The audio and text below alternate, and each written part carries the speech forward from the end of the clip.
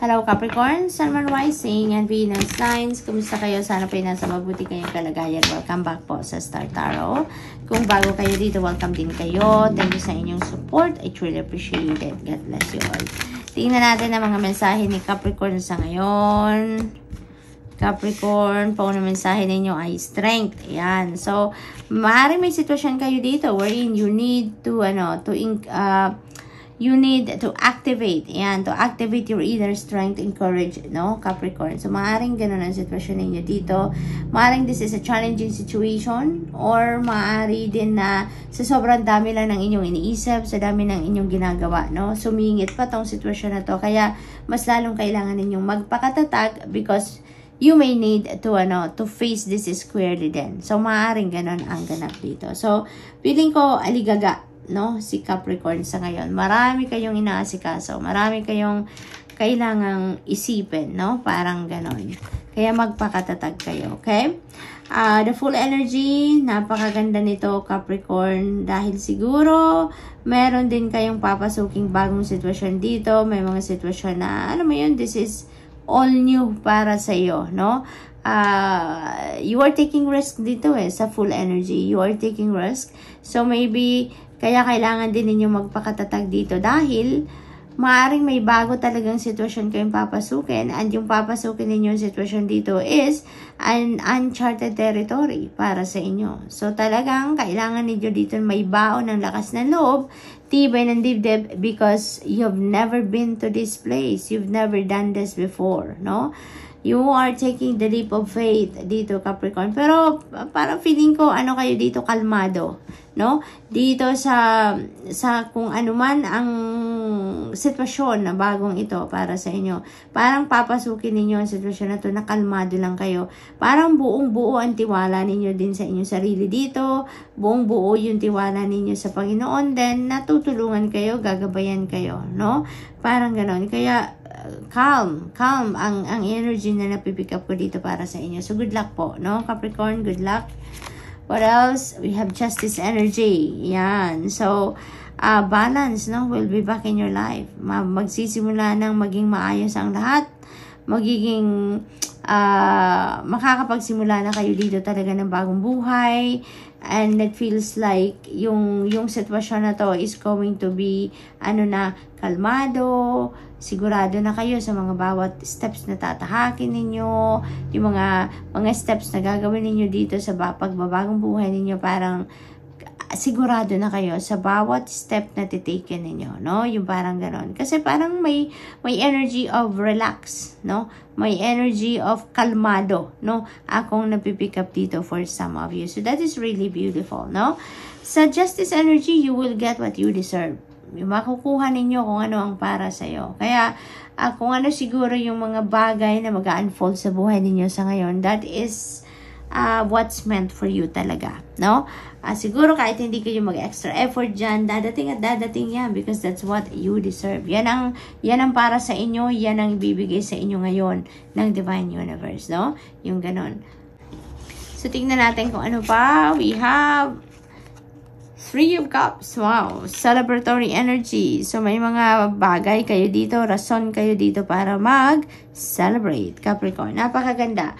Ano to? That could be achievement. That could be accomplishment ninyo. Maaring may job well done kayong ginawa dito. Kaya, yan, that is a reason for you to celebrate. Ipagpapasalamat ninyo yan na nagtagumpay kayo sa kung ano man ang ginagawa ninyo na yan, no, Capricorn? Maaari din dito na mga okasyon, mga birthday siguro, anniversary, mga ganon. Or merong mag-graduate na dito, no? Maaring ganon din. It is also possible na imbitasyon ito para sa inyo, no? Maaring maimbitahan kayo sa isang pagtitipon, isang celebration din ng mga kapamilya, kaibigan, katrabaho, mga ganon, no? So, maaring yun din ang dadaluhan ninyo dito, Capricorn. Kaya mag-i-enjoy din kayo. So, final message. Bunutin na natin ang inyong final message.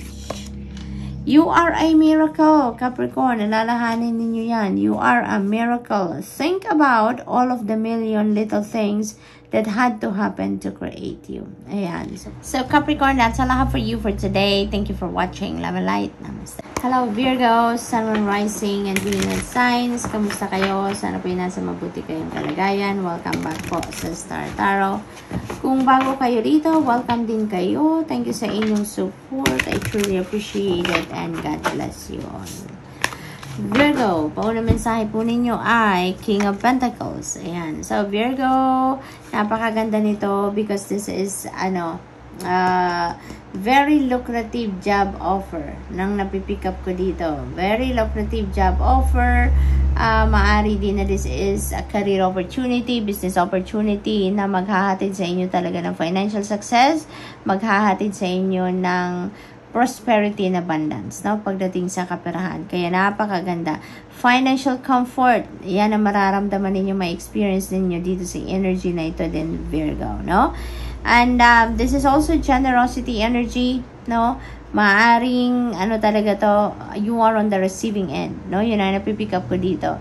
Sa generosity energy, sometimes tayo yung nagbibigay, tayo yung nag-share, at times tayo yung nagre-receive, no? Feeling ko dito, Virgo, kayo ang nasa receiving end. So, maybe kayo ang tatanggap dito ng blessing, kayo ang tatanggap ng tulong, kayo yung tatanggap ng kung ano ang meron ng iba na i-share din sa inyo. Bumuhos ang malakas na ulan ngayon, Virgo. So, hopefully, maririnig nyo pa rin ang kung anong sasabihin ko dito, no? Kung anong mga mensaheng kailangan nating iparating sa inyo, Virgo. So, sabi lang natin dito na this is, biyaya, no? Blessing na parating. Maaring bubuhos talagang biyaya sa inyo sa ngayon, Kasama yan sa reading ninyo. Yung ganap ng ulan na yan, So, what else? We have justice energy. You are getting what you deserve sa ngayon, Virgo. Kung ano ang para sa'yo, yun ang makukuha ninyo. So, maybe you really deserve financial comfort. You really deserve prosperity and abundance. No? And that's what you're getting. No? That's what you're getting. Maaring meron din kayo dito mga pinaglalaban sa korte for some of you, Virgo. At maaring, pag pumasok, si justice energy, as a reading at meron kayong, let's say for example, mga hinihintay na decision sa korte, may mga pinaglalaban kayo, ibig sabihin niya na you will receive the verdict or you will receive the decision na pabor sa inyo, no? Yung makakabuti para sa inyo, no? Yung ganon.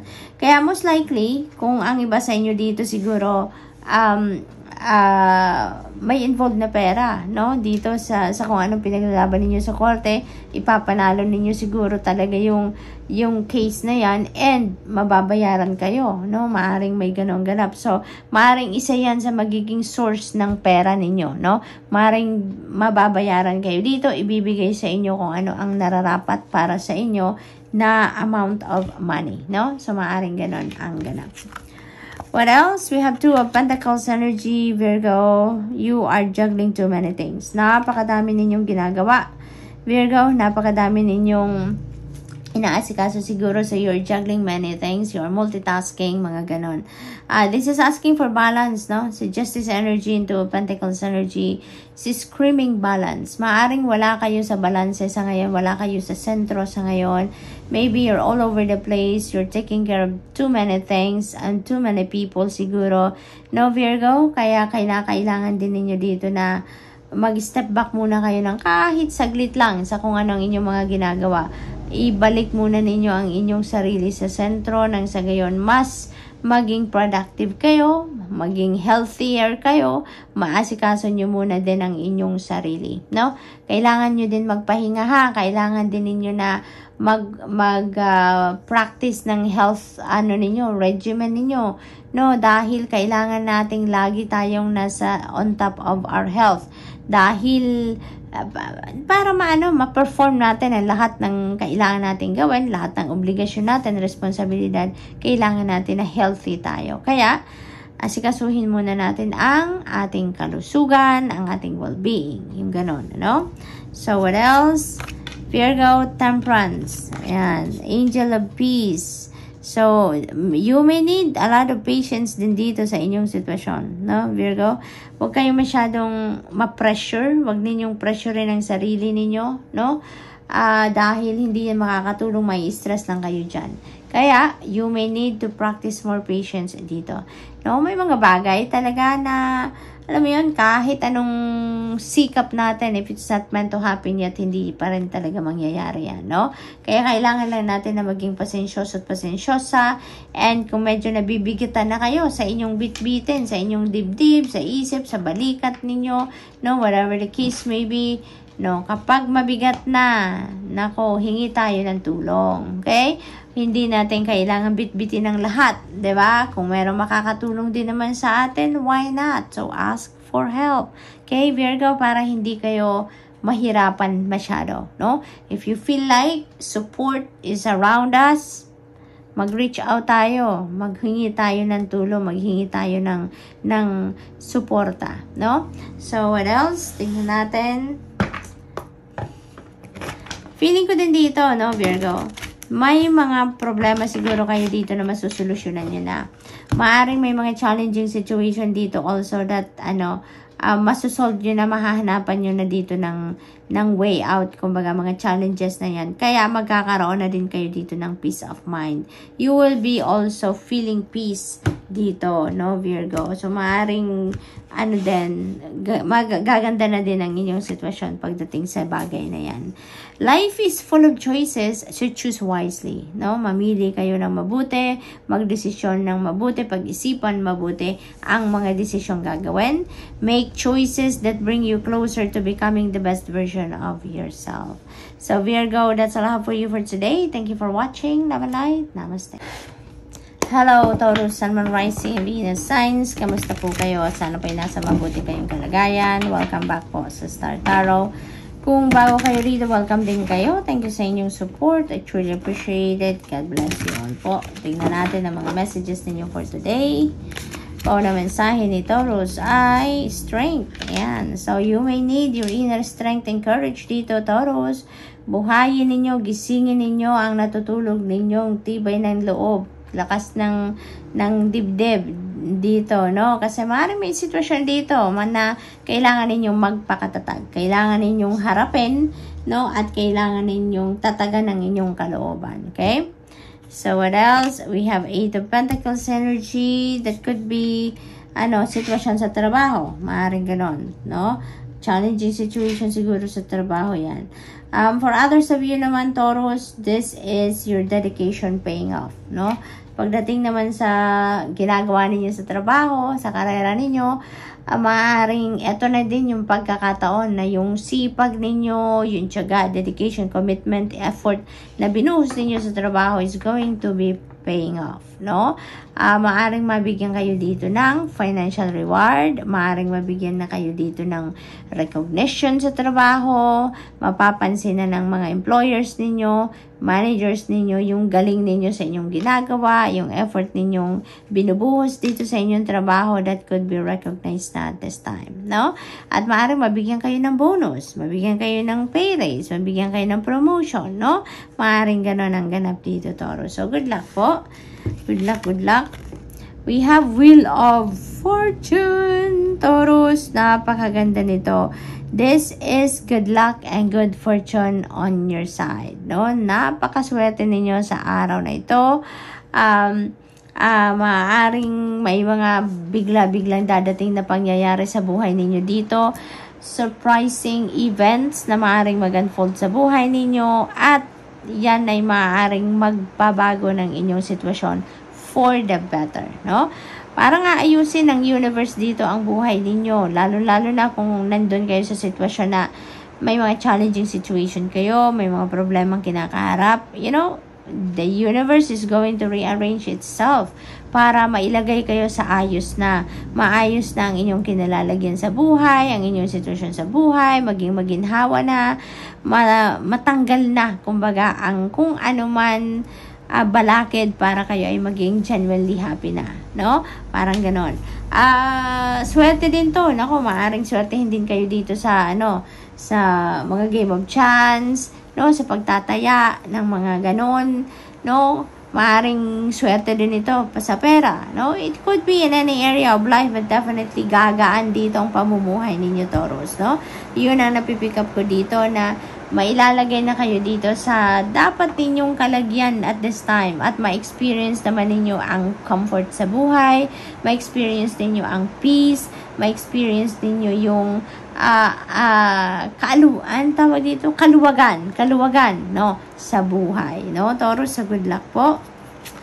Destiny, angel of destiny, kaya destiny is at play sa ngayon. Talagang aayusin ng divine universe ang inyong sitwasyon sa ngayon. 10 of Swords energy, this is another beautiful energy, kasi 10 represents endings and beginnings, no?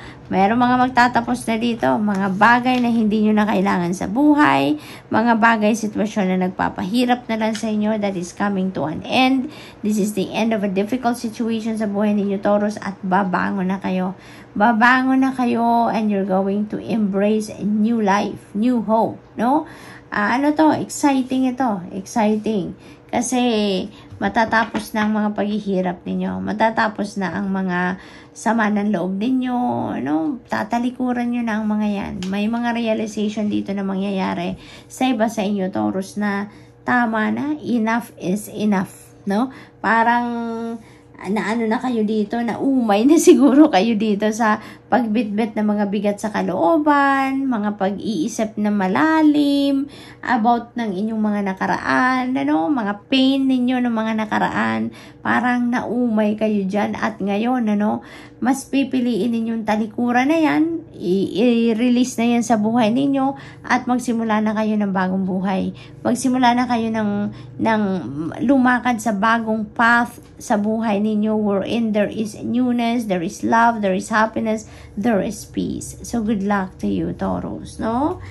Napakagandang desisyon yan, kasi kayo ang magdedesisyon yan, no? Kayo ang magdedesisyon kung mag-i-stay kayo sa sitwasyon na yan or hindi, no? At ngayon, maaring talagang magdedesisyon ang iba sa inyo na tama na to, hanggang dito na lang at magbabagong buhay na ako, no? Yung ganon. Experience ko naman ang saya. Tama ng pagbitbit ko dito sa nakaraan ko. Let music lift you up and fill your heart with joy. Ayan. So, marang kailangan ninyo ang musika dito para matulungan kayo na ma-uplift ang inyong mga nararamdaman, ang inyong pakiramdam, no? Sumaya, ma-excite, yung ganon. Mag-heal. May mga, diba? May mga healing music. Maaring ganyan din ang mga papakinggan ninyo sa ngayon. So, good luck, Taurus. And that's all I have for you for today. Thank you for watching. Love and light. Namaste.